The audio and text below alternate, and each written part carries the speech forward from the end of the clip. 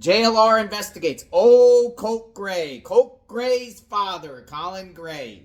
He filed a motion with the courts.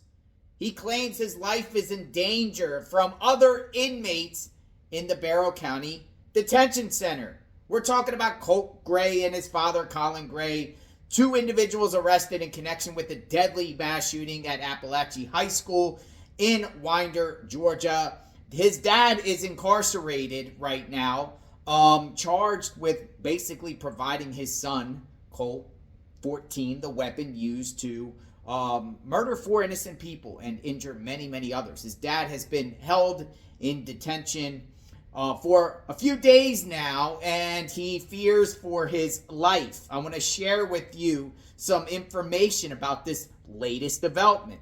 Check it out. Attorneys for Colin Gray, the suspect's father, he's filed a motion through his attorneys to have him moved to a separate area from the other inmates where he's being housed. He is being held without bond right now at the Barrow County Detention Center, accused of knowingly giving his son that weapon. His attorneys say media coverage of the case has led to threats of violence and death against him. They are now asking a judge to separate him from the general population. And we know. And this is an NBC News report. Georgia school shooting suspect's dad asks for protection after a number of threats in jail. Colin Gray, whose son Colt Gray is charged with the slayings of 4 people at the Apalachee High School, asked the judge to be separated from other inmates behind bars. The man, whose teen son is accused of killing 4 people at the Georgia high school, asked the judge on Wednesday for protection from fellow inmates due to the number of threats he faces behind bars. Colin Gray is being held without bail after he was arrested and booked on suspicion of second-degree murder and manslaughter for allegedly allowing his son, Colt Gray, access to the weapon used in last week's bloodshed Apalachee High School shooting. Gray needs to be separated from other inmates being held by the Barrow County Sheriff's Office, his lawyers Jimmy Berry and Brian Hobbs wrote. Massive news coverage and social media discussion of the case has led to a number of threats against the defendants by inmates calling for both harm and violence to befall the defendant, and in some cases even calling for the death of the defendant. Last year's shooting has impacted almost everyone in the city of Winder and greater Barrow County.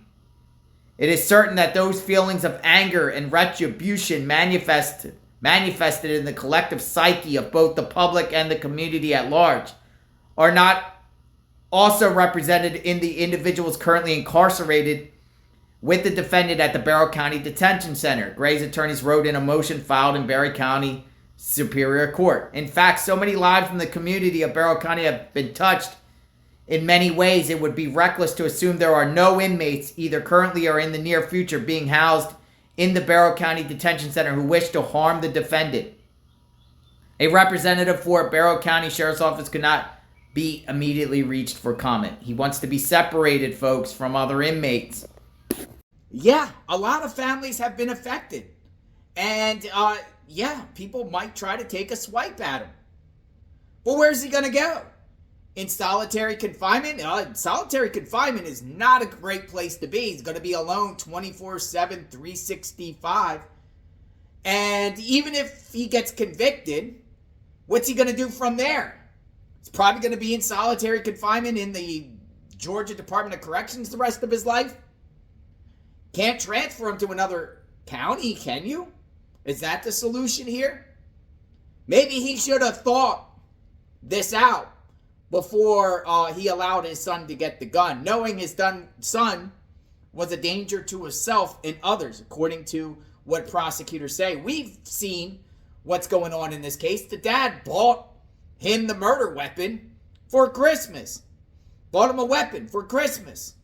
And that's months after authorities paid them a visit in another county for Colt making threats on Discord. The father knew.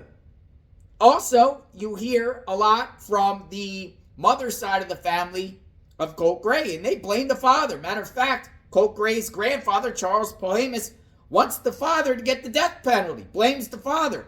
You know, he still blames Colt, but he blames the father for this.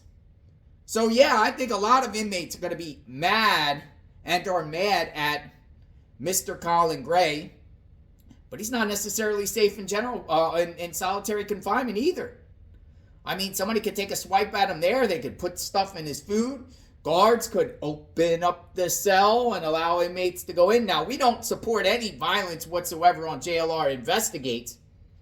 But he got a long, long, long road ahead. The only solution I see with this situation, because he's going to be spending decades in prison. I don't think he's going to be spending the rest of his life in prison, though, 30 years, 40 years, 50 years is considered a life sentence considering at his age right now. He's just over 50 years old. There could be a scenario where Georgia sends him to another state, kind of like what they did to Chris Watts in Colorado, James Holmes, the Aurora shooter. Send him out of state.